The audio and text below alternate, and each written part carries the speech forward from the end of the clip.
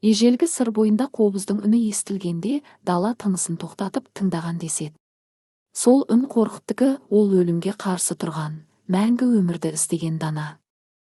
Бүгін біз сол қорқыт туралы аңызды еске аламыз. Қорқыт жұрттан асқан ақылды, алдағыны болжағыш адам екен. Ол бір жерде отырмай үнемі дүние кезіп, тіршіліктегі жақсы жаманды көріп, салмақтап, сынап байыбына жетіп біліп жүріпті. Біреу кәрі, біреу жас, біреу бақытты, біреу бақытсыз, қыршын жас күйінде дайып. Жас туып дүниеге келеді, қария өліп дүниемен қош айтысады. Неліктен бұлай? Бірақ қанша ойланып толғанса да мұның жауабын таба алмайды. Жасы ұлғайған сайын қорқыт өлім жайын көбірек ойлайтын болыпты. Өлім түсіне де кіре береді.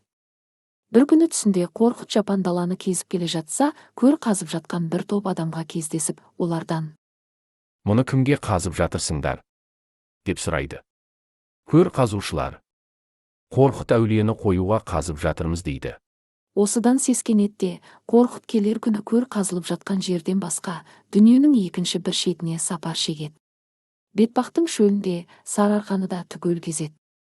Қайда жүрсе де, қайда барса да ұйықтасақ болғаны түсінде өзіне қазылып жатқан көрді көреді.